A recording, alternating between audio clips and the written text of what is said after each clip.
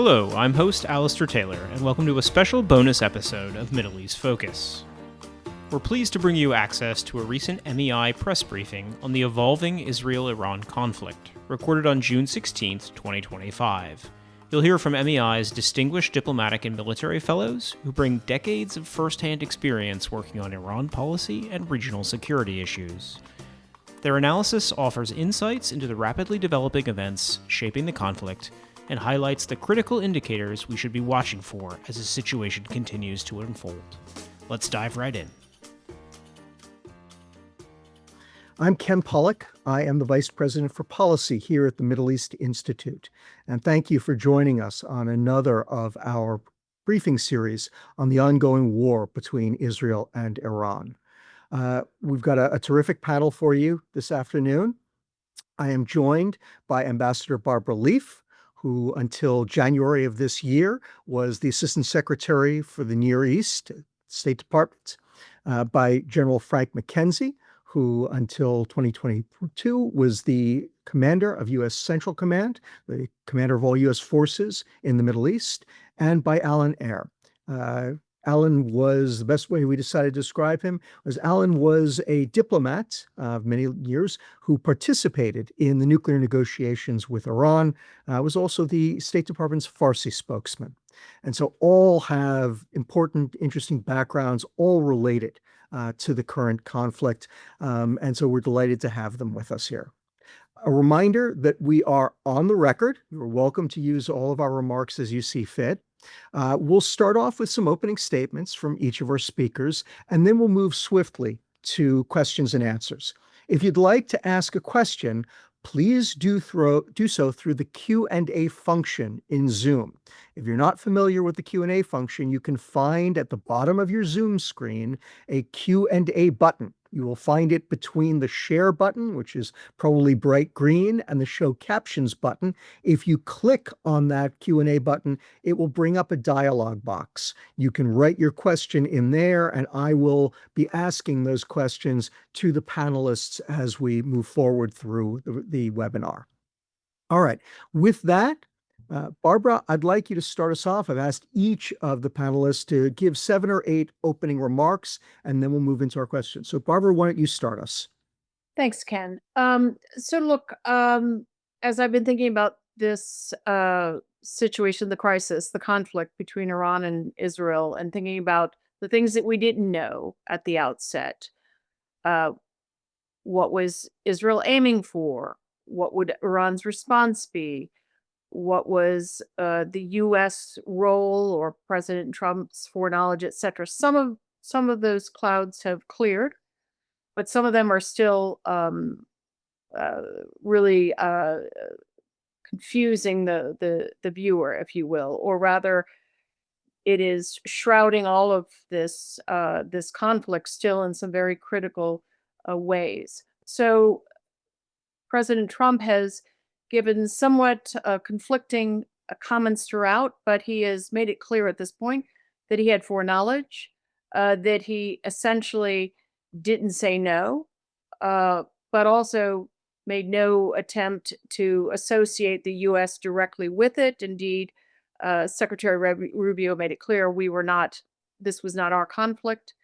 But he has continued to make comments that now begin to tilt in the direction of let's bring this to a halt, time to give peace a chance, and so forth. He goes so far as to suggesting he thinks it's possible to have an agreement of some kind between Iran and Israel, not just a nuclear agreement between the U.S. and Iran. So that's one thing that's cleared up a bit, but still there are some very critical issues undefined, ill-defined at this point. For instance, does he understand where Netanyahu is going with this campaign? So that takes me to the second piece, which is what are the war aims? And I know Frank is going to talk about this in detail, but for me as a lay person, but watched a lot of conflicts, there have been shifting declarations on the part of the prime minister, initially suggesting this was nuclear and military focused campaign to disable, I'll use that generally neutral term, doesn't really tell you how far disabling goes. It didn't say destroy the nuclear program, but disable it, do it severe damage. And yet, he himself has made some provocative statements, including one in the last hours suggesting to a questioner, because of these news reports, that he proposed going after the Supreme Leader and President Trump said no, but asked about this, he sort of dismissed it as, well, this won't really escalate things as such. And also making other comments that would suggest there's a whiff of more than a whiff of regime change in the air. Also, the targeting has expanded. So, whereas it was firmly focused on nuclear infrastructure and nuclear know how in the guise of scientists, military infrastructure, key commanders, now you see a mix of energy targets and also things like a major Tehran Police Command headquarters and the Ministry of Interior. What's that about? You couple that with that whiff of regime change in the air and the exhorting of the Iranian public to recognize the chance that Israel, as he said on Friday, would be clearing the way for the Iranian people. It is getting into a very different territory today on Monday versus on Friday. And then finally, you have Iran, and I think there's, for the moment, things are much clearer there, which is to say, disabled, disaggregated, confused, putting back in place new occupants, new commanders of these key positions, but still a certain slow-footedness of response. And a lot of this is not just the confusion piece, but also looking at its, what it's got in the larder for a response. So a lot of fulmination on one side, including declarations of an intent to go after the U.S. for its treacherous role in all of this. And we can get into this in detail in a few minutes. I'm skeptical that the Iranians are going to open another front. I think they've got quite enough on their hands.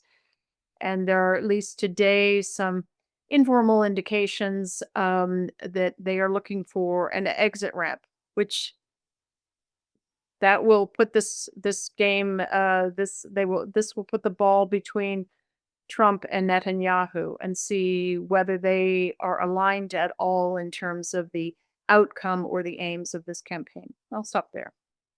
That's great, Barbara. We've already got some questions that are going to pick up right on where you left off, so that's terrific. General, how about you? What are your thoughts? What has struck you so far? What should we be thinking about? First of all, Ken, thanks. Always great to be with y'all. And as always, Barbara got us off to a great start. I'll begin with just an overall observation, then I got about 5 or 6 sort of more granular observations. I do believe that regime change is on the table in Tel Aviv. And I think that represents a thing we should be very familiar with in the United States, mission creep, where you have astonishing initial success. And so your goals tend to expand as the horizon opens ahead of you. So I think perhaps when they went into this, they were looking at a more narrowly targeted campaign, but the inability to defend themselves and the success the Israelis have had opens new vistas for you. So it's a tremendous amount of energy behind commanders to push forward them when you're at that particular point. So I think certainly, I think the broadest possible thing that could be said is regime change is on the table, either as a forcing mechanism to bring the Iranians to negotiate or as an end to itself. I think you can sort of pick and choose, and we'll see maybe the way Israel goes forward with that in the days ahead. So some very specific things, and Barbara hit on this. The first thing is what hasn't happened is Iran has not chosen to attack our basing structure in the region or our allies in the region, or to do something they could do that I think would cause us great problems, and that would be to mine the Strait of Hormuz. They have not chosen to do any of those things. And let's recall that Iranian attacks against Israel have been less than overwhelming. because of range, because of Israeli capabilities, because of a variety of factors. Many of those things that tend to reduce Iranian effectiveness will be removed if they're firing at Al Udeid or Al Dhafra or cities just across the Arabian Gulf from Iran. So the fact they have not chosen to widen the conflict is, I think, very, very important. And that's the thing I look at more than anything else, because that'll tell you the state of Iranian thinking. The second point is, it's very interesting that the Israelis have left parts of the nuclear program untouched. And that's not by accident. They're not doing anything by accident. So we should just wait and observe what happens here. If they're sending a signal to us, if they're sending a signal to the Iranians, or if it's by some other design. But that's a choice that they have made in their operational construct. The next point is the complete penetration of the Iranian government by Israeli intelligence. And by the Iranian government, I'm talking about the military, I'm talking about the IRGC, I'm talking about every aspect of the Iranian infrastructure has been penetrated. They've always been leaky, but this is truly an eye-watering inability to give any kind of OPSEC. And allied with that is, and Barbara talked to it a little bit, the incompetence of their response. They do not appear to have been effective in their response. Slow-footed is perhaps the kindest possible way we could describe their response. They are not in the game fully yet, and it's been very difficult for them to find out, because a lot of their leaders are gone, and the ones that are probably alive are not eager to communicate with other leaders because of what's out there about when you send communications that sooner or later a bomb drops on your house. So I think that's significant and will further slow the Iranian response. Just two more quick things. I predict Israeli defenses are probably going to get better in the days ahead. I don't know the exact percentage of Iranian missiles that are getting through. I think it's a very small percentage, but one or two is a big in a country as small as Israel with large urban areas. 1, 2, 3, 4, or 10 missiles is a lot of missiles that get through. I think the Iranians are going to have trouble keeping this volley rate up in the days and weeks ahead. Israel will probably begin to take some measures to strike these systems in Iran and operate in Iran, which is the best place to go after the missiles anyway. But I think over time, Israeli defenses are going to get better. And I believe we are also moving forces into the region. I think we put a couple of ballistic missile shooters into what we call the East Med basket off the western coast of Israel, where we were able to participate in the defense of Israel last year. Those ships, I'm not exactly sure of their status, but I'm sure they'll be there very soon. And my last point would be, look, I think this is going to continue for a while. I don't think there's any motivation for Israel to end this right yet. I think Iran is struggling to find a lever to give them, to cause Israel to want to do that. But unless they choose to widen the war, and I'll just finish up by saying, widen the war would be an attack on us, an attack on Sunni neighbors in the region, blocking the Strait of Hormuz. All of those things are going to tend to only increase pressure ultimately against the Iranian regime. And for a regime whose primary goal is self-preservation, they're in a very bad place right now. I think they're in the worst place they've been in modern memory, and they don't have a lot of very good options. And on that note, Ken, I'll stop. That's terrific. That was great stuff, General. Alan, what stands out to you? What do you think that we should be thinking about? Well, first, I'd like to, I think everything that both Barbara and the General have said is spot on. So I can't stretch out, what they said to 8 minutes. So I'll add my own insights. But the bottom line is this is Israel's world, and we're just watching it right now in the sense that they can do what they want. And as the General said, now we're just watching to see, what their plans are. As Barbara said, it's clear it's more than the nuclear infrastructure. It's more than the military infrastructure. So we're going to see what their targeting is. Even though Iran has tried to retaliate, it seems obvious to me, at least, that they're not going to be able to do the amount of damage in Israel that's going to cause domestic pressure to get Israel to wind down before Israel wants to wind down. And on the international front, same thing. We all saw President Trump's comment about, sometimes you just got to let them fight it out. So I don't think there's going to be a sufficient effective pressure on Israel from any part or all parts together of the international community to stop before they want to stop.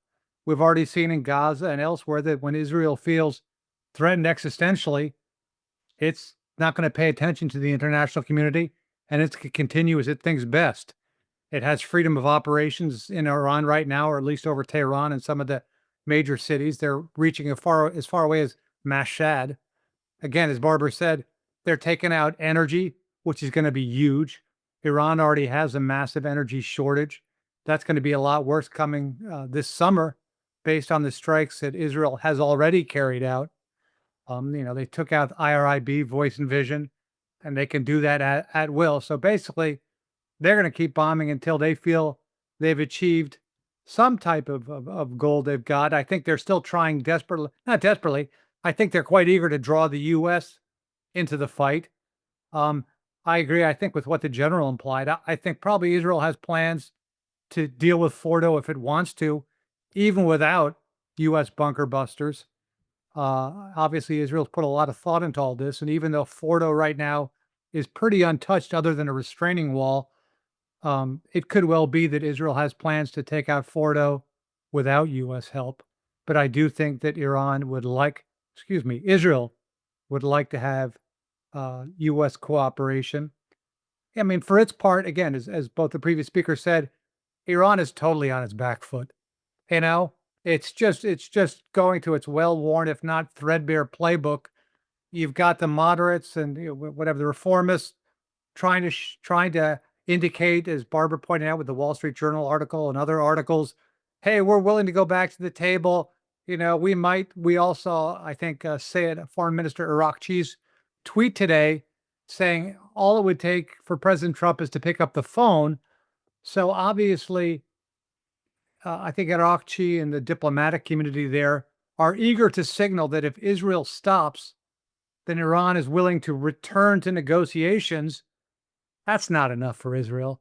I don't think that's going to be I don't think that's going to be effective. Again, we all know Iran is lobbying its other Gulf countries to put pressure on the U.S.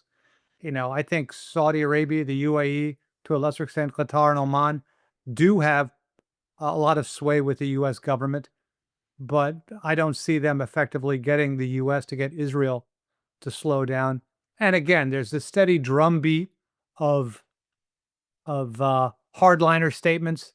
I read the editorial in today's Kayhan, which is a traditional conservative paper in Iran by Hossein Shariat Madari, who's an advisor to Khamenei and has been around since the beginning of the revolution, who says, in essence, see, I told you we should have withdrawn from the NPT, blocked the Straits of Hormuz, and kicked out all the IAEA inspectors.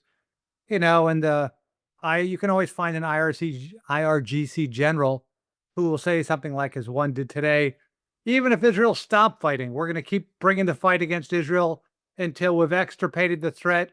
We're settling down for the long haul. So you've got IRGC elements, on the hardline side, say, we're in this for the long haul. And you've got other elements, more moderate in Iran, saying, we want to end this as quickly as possible, even if we have to take a strategic step backwards. So Iran really is playing off its back foot. A part of this problem, as Barbara alluded to, is that Supreme Leader Khamenei, who's the commander-in-chief, has appointed all these leaders who were killed. Unlike our system, these people have been around for a long time in their positions. They've built strong personal relationships with the Supreme Leader. He depends on their counsel, and they're all dead. So the question right now is, how effective is the Supreme Leader? Who's giving him advice? And, how much does he trust that person's advice? So there again, he could just be in a bunker somewhere being fed information with no real decision-making authority. We don't know. In terms of regime change, and this is what I find especially interesting, yeah, most definitely. I think Israel is going after not necessarily regime change, because I don't think they've got another regime in their pocket that they can plug in, but they're certainly eager to topple this regime. What they want, worst case for them is, they eradicate the nuclear infrastructure. They immiserate, Iran. They totally destroy Iran's ability for strategic power projection outside its borders. Best case is, just toppling the regime. Iran becomes, a near failed state with a government that exists in name only, but is increasingly unable to run the country. And then you sort of see what happens. And one final point in terms of regime toppling, the regime is already changing. So if we're talking about regime change, Israel's already done it. What comes out of these attacks is going to be different than what happened before. But it's very likely that what we could get instead is perhaps a secular version of what we have now, which is an intelligence security state that has trying to have an iron grip on its own populace. Because as the general said, to a man with a hammer, everything looks like a nail. So right now, the Iranian intelligence security services are mobilizing. They're looking for infiltrators. The Majlis speaker today, Ghalibaf, talked about, we've got to, we've been infiltrated. Who lost Iran? We have spies, fifth column, so forth and so on. So they're mobilizing to show pictures on their mass media of captured Mossad agents and safe houses that have been discovered. So I think that Iran is going to try very hard to, round up the usual suspects. And so at least in the short term, I think you're going to get a very paranoid, tight, self-referential police state that also will decrease its efficiency. So yeah, Iran is whatever happens, Iran is going to emerge much weaker. And that's my opening comments. That's terrific, Alan. Yeah, you actually knocked out a few of the questions there already. That was terrific. Okay, so we're getting lots of great questions. Barbara, I want to start with you because we've got several questions about the U.S. role in this, and in particular, a lot about this issue that, as you pointed out, Arakchi made the statement earlier today. So far, the president has taken a very hands-off approach to this whole thing. What do you think might change that, right? Is there something out there that might cause President Trump to decide, you know what, I need to get involved, I need to end this? What might that be? And, what does he do when that happens? So, two immediate things that would trigger a shift. And obviously, as we discussed earlier, any attack on U.S. personnel, forces, facilities would trigger him to shift from spectator to active party, I think. And he's certainly asserting that in make no mistake kind of language. The second thing I think would be if Israel goes really wide on target sets in a way that looks like this is going to have a rippling effect outside of Iran on U.S. equities in some way, destabilizing in some profound way. I'm struck by the fact, as Frank said, that the Iranians have not reverted to their normal playbook, which they did in the hot summer of 2019. When squeezed, they squeeze back by squeezing the Gulf, commercial traffic, energy flows. Limpet mines show up on tankers all of a sudden. Gee, who did that? Or even attempting to block Strait of Hormuz. I suspect that there's just great uncertainty in the corridors of decision making in Tehran about whether or not the playbook looks provocative to the Americans, not to Israel. So, if the Israelis were to go for something that was straight up regime change, starts knocking, goes after the supreme leader, what have you. There will be an eruption among partners, Gulf partners, among who are burning up the phone lines already. I think also the more he hears from people like Mohammed bin Salman, Mohammed bin Zayed, Erdogan, the more he hears from them, this is killing us here. All of the air traffic is shut down. All of those massive flows of tourists through Dubai and Abu Dhabi shut down. Israel can take this kind of stuff, but this is not our world. Why are we having to pay for it?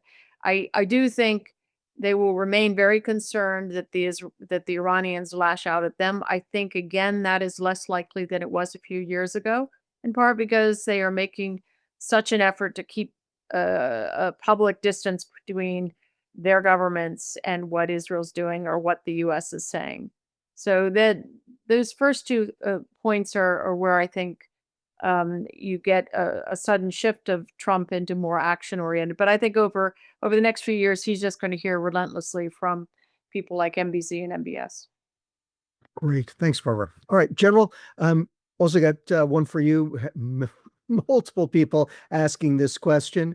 You kind of alluded to it, and so they want to draw you out on this. Ferdo, right? The Iranian enrichment facility at Ferdo, the one that's deep underground, as Alan pointed out. Best anyone can tell, maybe a little bit of light damage there, but it doesn't seem like the Israelis have really gone after it. I will tell you from my own conversations, including with Israeli officials, what I've consistently heard is some variation of, if this ends with Ferdo still functional, we have not achieved our objectives. So unpack a little bit. First, do the Israelis need us to deal with it? How might they be thinking about recognizing this is all idle speculation? But, how might the Israelis be thinking about Ferdo? Why haven't they gone after it yet? Sure, Ken. So Fordo is very, very deeply buried. The United States has special munitions that can penetrate down and get into the area that we would want to destroy. It has to be carried on the B-2.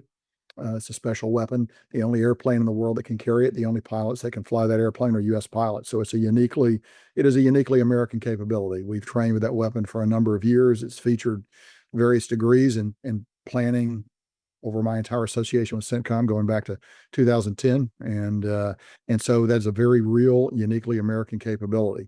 There are other ways to get at that space. There are just other ways to get to that space, and I really can't say a lot more about that. I'm not going to be able to. You would call some of those heroic measures that you could use to get after that space. A number of nations have probably looked at that as a possibility. I take it at face value when the Israelis say if Fordo is untouched when they're finished, they will regard it as a failure. I think that's maybe a reasonable summary of the Israeli position. I would simply say the fact that it's untouched now, I would not presume anything about its future. And as the Israelis have shown us in every day, really, of this campaign, they've done some remarkably innovative things. And we just shouldn't assume that because, well, here's the way we'd strike the problem. The Israelis haven't found a way to strike the problem that may be completely different and something that they haven't shared, or I certainly don't know anything about it. But Fordo is certainly on their list in some way, form, or fashion. I'm certain they're going to get around to Fordo.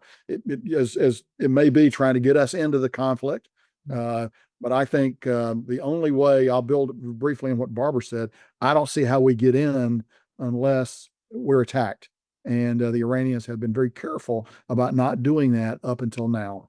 So I think Fordo remains today an Israeli problem, and I'm sure they're giving it a great deal of thought and have some ideas about how to get after it. So that house that I'm having built on the mountainside at Ferdo, I should cancel that contract, right? Because that's not going to be good real estate in just a little while. I wouldn't care to be anywhere within a couple of 3, 4, 5 miles of Fordo for any reason. Fair enough. Okay, Alan, now one for you. Got a whole bunch of questions here, really interesting ones about Russia, China, particularly the Russian relationship with Iran, right? As a number of our questions are pointing out, it's kind of the dog that's not barking. President Putin seems to have gotten into it a little bit with President Trump, but what do we make of the Iran, the vaunted Iran-Russia alliance? Is that less than meets the eye? Is that just a shoe that has yet to drop?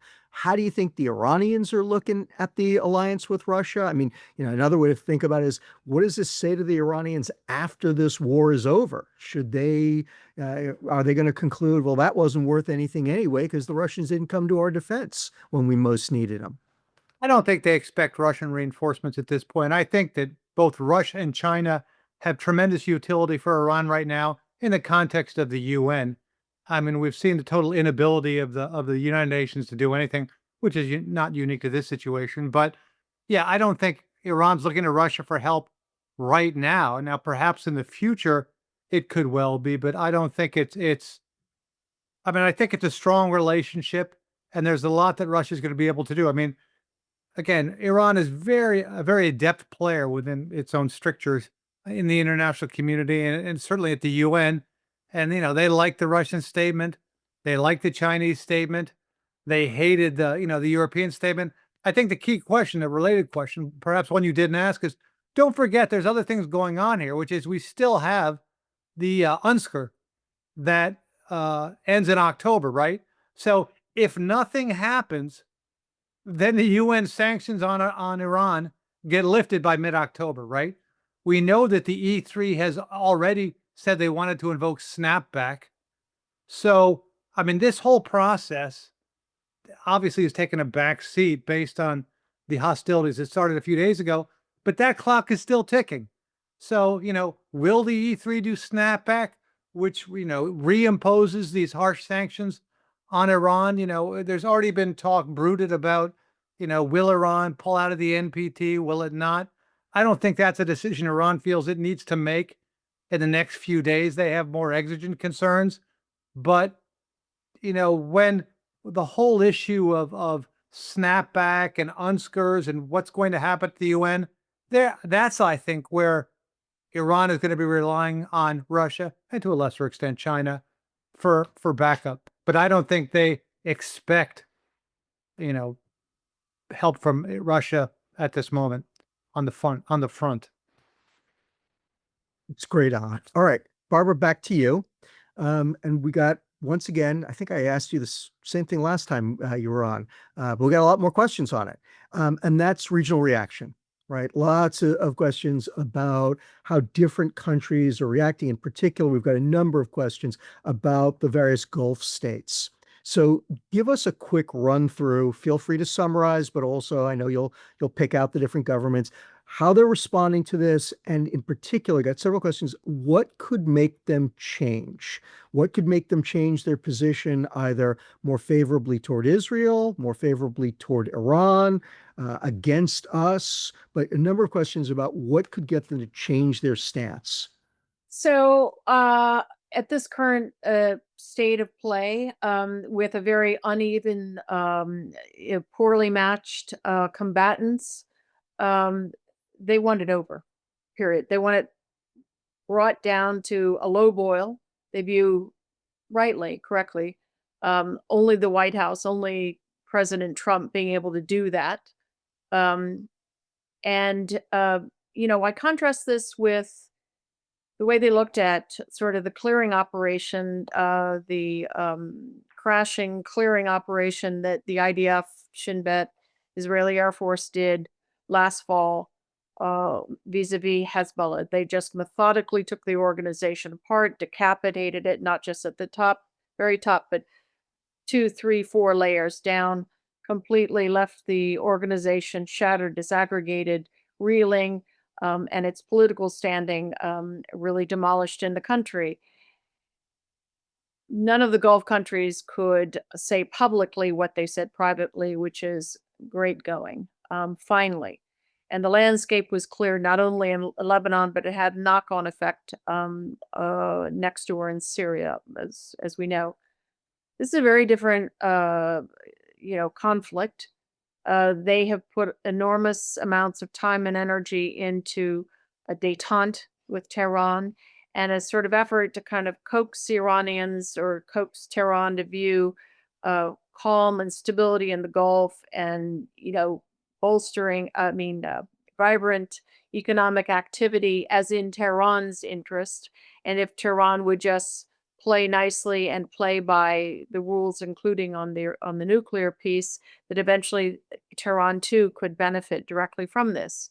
They had counted on being able to land that message with President Trump as of May, that there's an overall U.S. and regional then the partners' interest in a negotiated solution to Iran, and wrapping the U.S. into a network of new economic deals, new commercial deals, AI infrastructure in which major U.S. firms were taking part. All of this was supposed to be sort of the forward play, and then you have what is a really shocking bookend to May, which is this conflict. So they are going to bang on and on and on privately. I don't see them lambasting this administration, but they are going to press hard and use the personal channels to get to the president and get him to understand that this could destabilize all of the great hopes and great hopes for the U.S. as well deals. So I don't think this moves them off that fence. I don't see them publicly aligning themselves with, in any way, certainly with a military campaign against Tehran, short of Tehran turning on them. Outstanding. That was great around the horn. All right, General, got several for you, and I'm going to ask them in this way. Not asking you to second guess General Kurilla or Admiral Cooper, but put yourself back in your old shoes, your old stomping grounds down in Tampa as commander of U.S. Central Command. How would you be looking at the current conflict? What would be the issues of particular concern for you? Right? What would you be having your staff focused on most? Do you feel like you've got enough, as you pointed out, anti-ballistic missile shooters there? Are there concerns about U.S. troops and their safety? How about our allies? But as you think about it, what stands out to you? Are we all good, or are there some areas we still need to work on? Sure. So, Ken, the overriding number one priority for Eric Kurilla, like it was for me, is going to be the protection of U.S. forces, our embassy platforms, and our citizens in the region. So that's the CENTCOM commander begins and ends every day with that. Those are Americans out there. We have a mortal responsibility for them. So he's going to take that very seriously. So he's going to work. So they're working with everybody across the region, looking at force protection, looking at what we're doing, looking at all these other things. So that is an ongoing thing that will take up a considerable fraction of his day as he takes a look at it. The other thing that he'll spend a lot of time on is alliance and friends and neighbor assurance. You want to assure people that we're there, that we're going to be there, that we're going to be part of the solution to this when it occurs. So he will spend a lot of time talking to people across the region. We have a unique relationship with Israel. A lot of it's cloudy about exactly what's happening and what's not happening there. I don't know, so I can't say. But he'll spend a lot of time talking directly to Israel as they work their defense against Iranian attacks and all of that. So that among all the other countries in the region, Israel will also be one of those. And as you know, Israel came into Central Command in 2021, and that's allowed all of this to happen at a much higher and better degree of flexibility. I think the third thing is you want to maintain a deterrence posture against Iran. You want Iran to know that now is not the time to attack us, and if you do that, then you will suffer. And that's a military thing. The concept of deterrence is actually, I would argue, a diplomatic construct. And how General Kurilla supports that is, you look obviously ready to fight, and our capabilities obviously prepared to fight Iran if you want to fight. Above that level, that's what your national leadership and diplomats negotiate with Iran, not the U.S. military. But so he's spent a lot of time working those particular things right now. But Ken, I go back to how I began. You begin every morning thinking about how our embassy's doing, how are our people doing, what about our basing structure, what are indications and warning out there of attacks on them? Do we need to reposition? Do we need to ask for more resources? And I'll close by saying, certainly, CENTCOM commanders, we know that we would like to position forces to other parts of the world. I've been part of those discussions. But the pacing fence is China. It certainly isn't Iran. And so you work in an environment that requires you to talk to DC and talk to the chairman, talk to the secretary about how you're going to divide these resources to accomplish these fairly shorter goals in the Middle East against the very long-term goal of achieving stability and deterrence against China in the Western Pacific.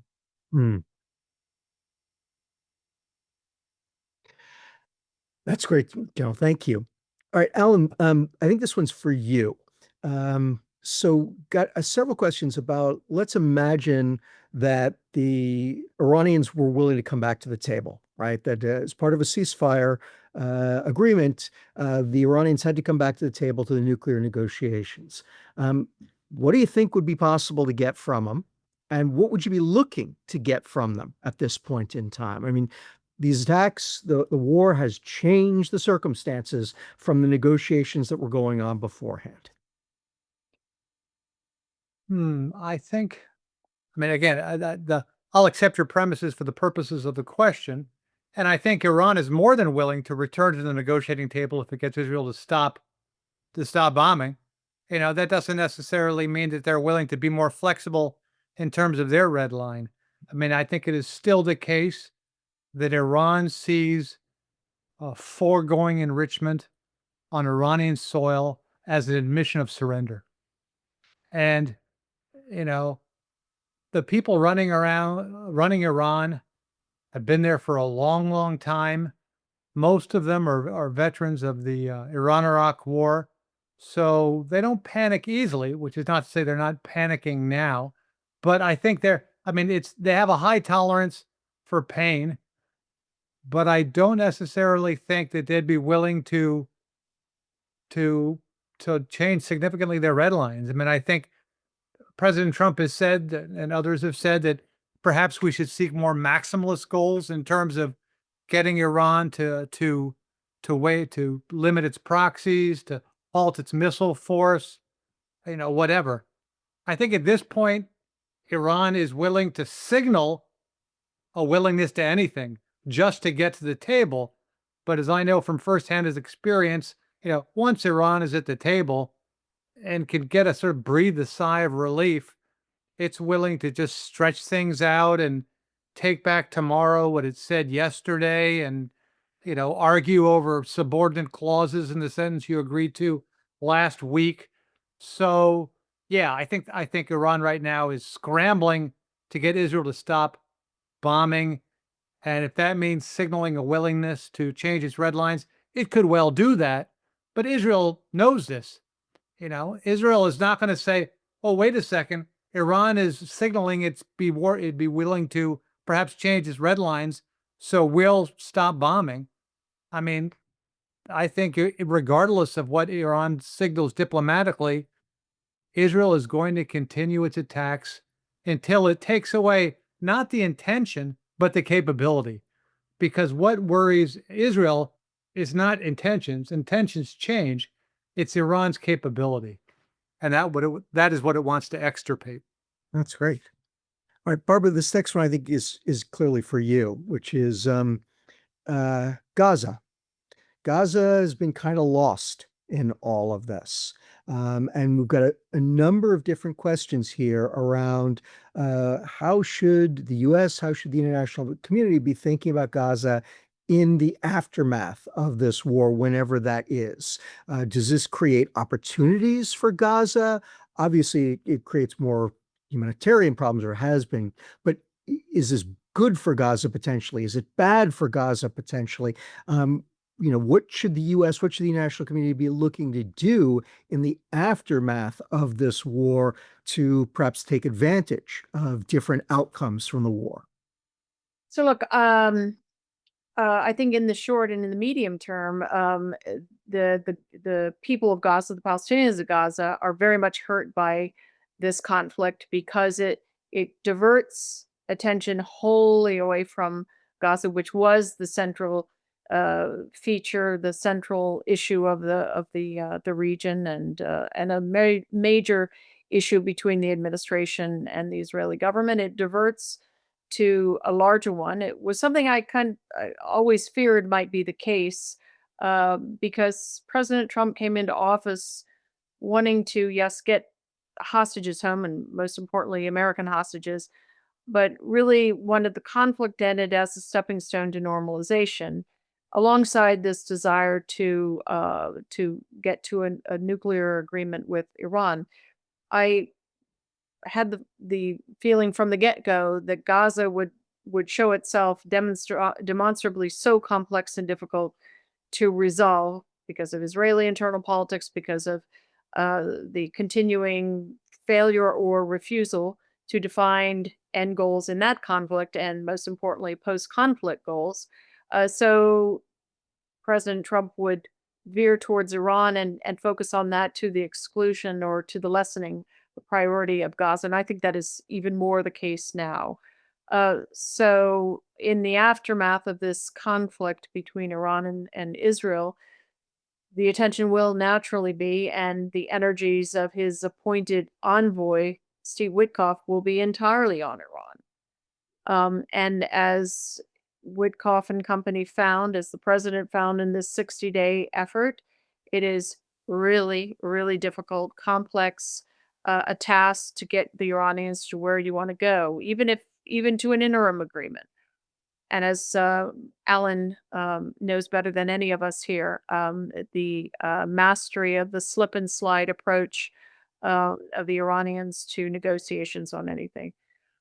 So what do you need in Gaza? The same thing you needed a year ago, a year and a half ago, 6 months ago.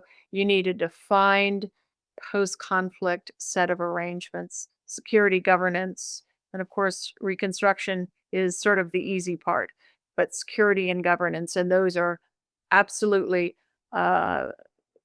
political problems that have not been addressed.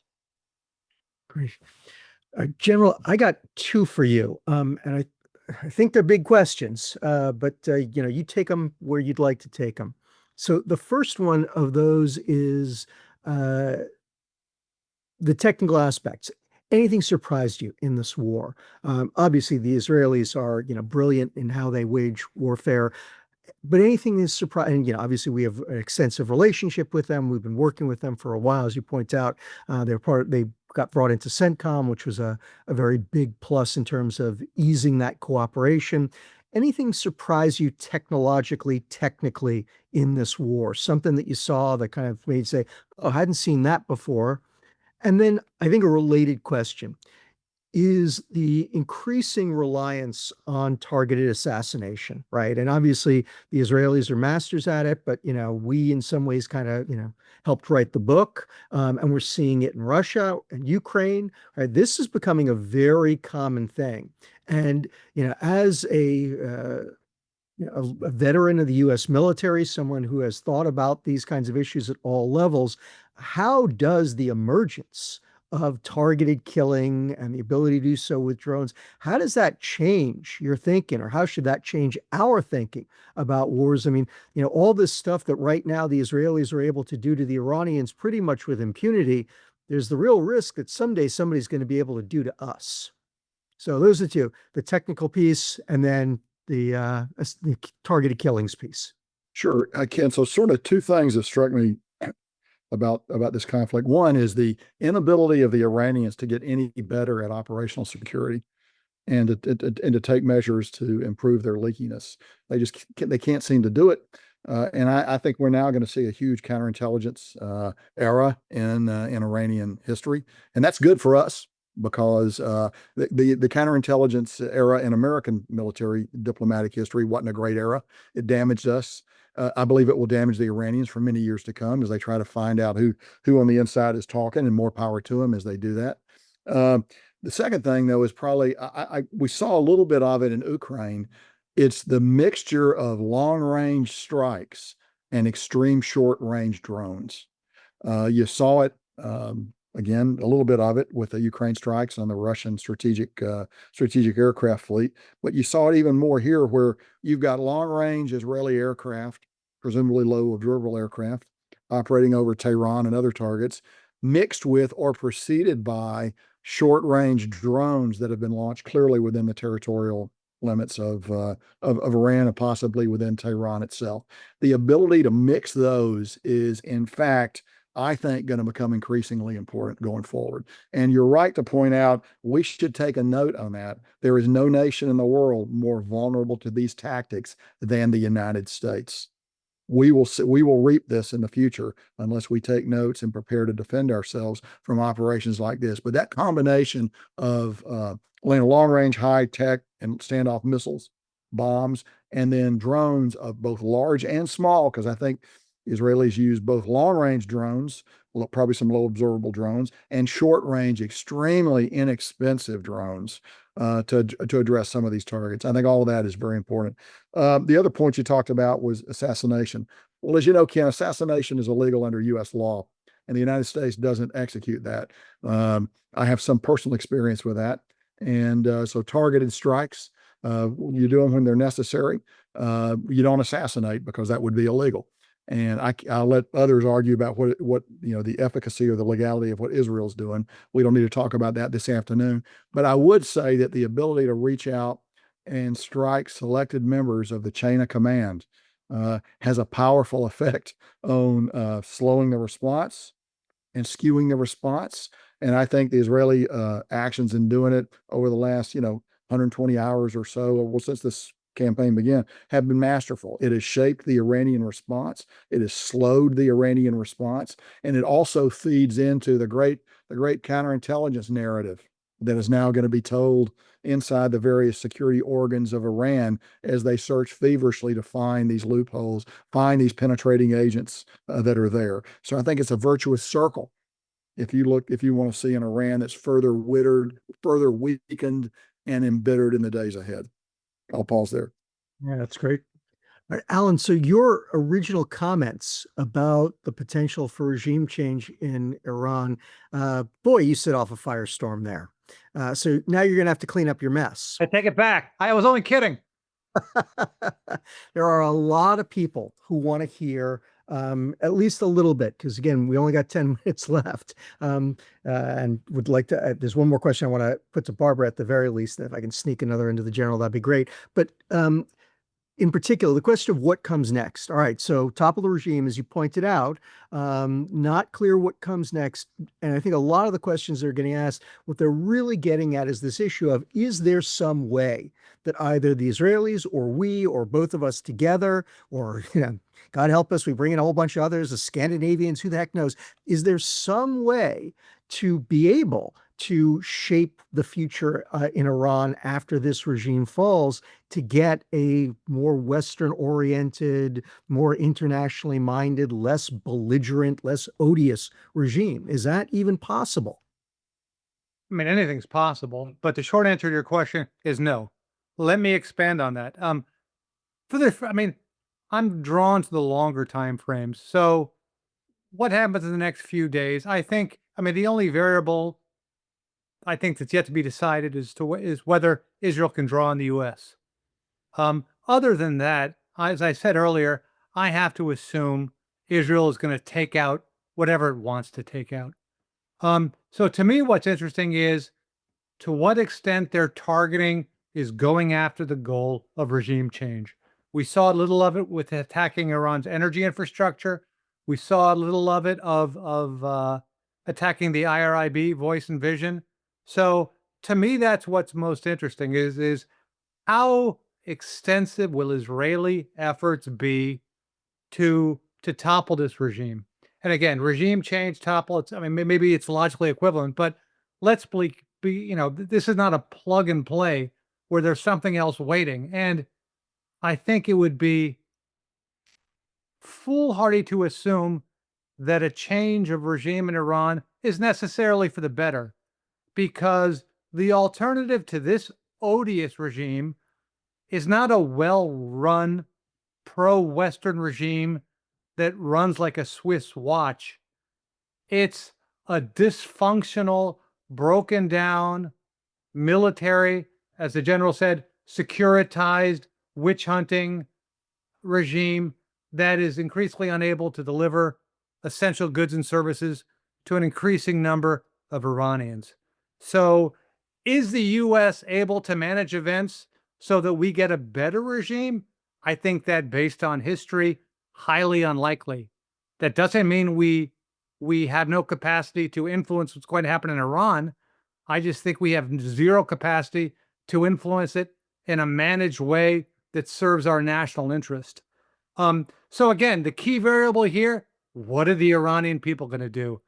And you and I can both turn on X right now and find 1 million spokespeople for the Iranian regime, many of whom living outside, or for the Iranian people, many of whom live outside Iran, many of whom live inside the Beltway, telling us what the Iranian people think right now. But that is specious. There's 88 million of these people, and there's a wide variety of views. The regime is undoubtedly very unpopular, and there are a lot of people who would like to have it go away, but it depends on the alternative. And right now, I don't see any viable alternatives to what's in place now that we can just reach for on the shelf and plug in. So that's my concern. My concern is a governance vacuum in Iran that causes further regional destabilization. That's great. Okay, Barbara, this one's for you. Or at least I think it's for you. I'm going to give it to you. I just add a clamorous association of myself with what Alan just said. I mean, Iran is not Iraq. Let me just stipulate for the record. But we went in without a plan, or with what we thought was a notional plan, and with what we thought was a expatriate group of Iraqis that could really sort of technocrats, et cetera, could sort of put the wheels back on this broken country government and get it off to the races.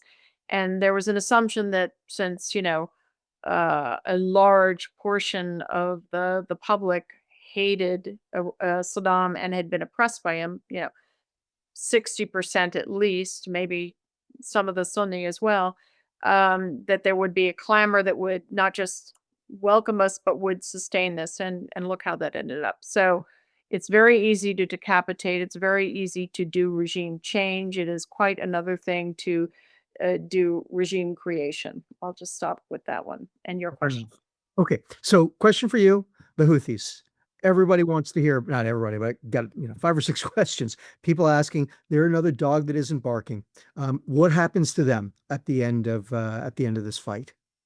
Well, the problem with the Houthi, like many of the proxies or many of the elements that were in this network of proxies, they weren't all the same in terms of the sort of command and control, the point and shoot sort of aspect of Iran's control and direction over them. But what Iran did lethally was give them a capability, including a capability to manufacture these advanced armaments that they had been using against commercial ships, against Saudi Arabia for several years, against whoever they wanted to, basically. Their successes, as they view them, as the Houthi leadership in its own messianic way views their successes of that, year and a half or more of trying to shoot at Israel, occasionally landing a drone right in downtown Tel Aviv. Um, really stimulated their appetite, really stimulated their ambitions, and of course, especially their ability to hold hostage the Bab el-Mandeb choke point.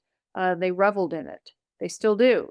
So Iran if Iran should be unable or is made unwilling to provide it with that train of parts and so forth that gave them those capabilities, they'll manufacture the parts. They'll continue to go to China for them. But what Iran dangerously created was the capability. So I don't see that going away. They've been quiet because they, like others, were sort of stunned at the operation. They were also stunned by a strike that was made against their military leadership. They'll come back online. Great. All right, General, last question for you, or you get the last question. And kind of touched on it before, but it's a big one. Again, a lot of people asking different versions of it, which is, what in your mind would be most likely to drive Iran to bring the United States into this conflict? Again, as former CENTCOM commander, what would worry you most in terms of what might cause the Iranians to decide that it's a good idea to take us on? So, Ken, I go back to, I think Iranian statecraft is built around the theory that regime preservation is the highest goal.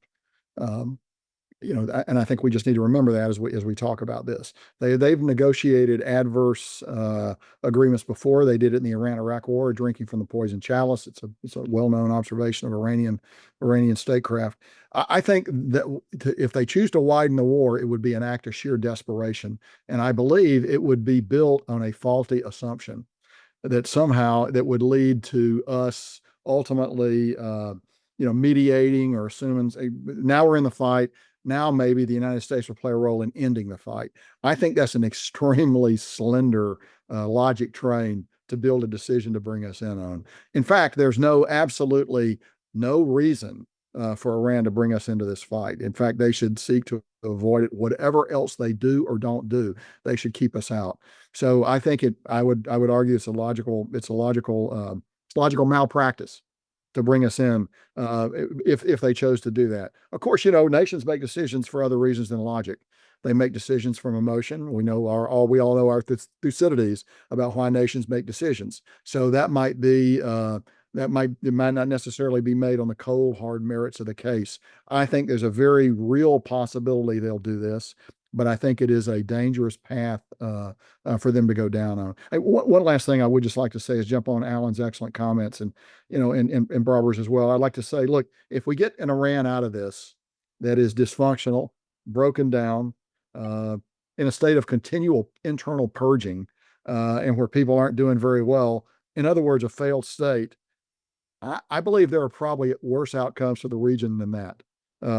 Because that failed state will find it difficult to dabble in the affairs of its neighbors effectively. I'm not saying it won't try, but it will be harder to do. That's a hard and harsh judgment on Iran, but that might reflect Israeli thinking in this. It's not a good thing. It's certainly not a good thing for the 92 million people who live in Iran about their future. But it might be the alternative of Iran continuing to be a regional hegemon that's intent on destruction of the state of Israel, the ejection of the United States from the region, and pushing a rigid militant Shia theology across the region. As all four of us have experienced in our own careers in government, oftentimes you're not looking for the best option, you're just looking for the least bad. That's a great place to leave us off. Thank you very much, General. Barbara, Alan, Frank, this was fantastic. Thank you so much for joining us. Thank you to the audience. I hope this was helpful to you. And again, thank you all very much for this terrific panel. We hope you enjoyed this bonus episode of Middle East Focus. For more such content, subscribe to this feed. Regular episodes, co-hosted by Alistair Taylor and me, Matthew Chekai, are posted every Thursday. To find MEI's latest coverage of the Israel-Iran conflict and defense and security issues across the Middle East, please visit our website, www.mei.edu.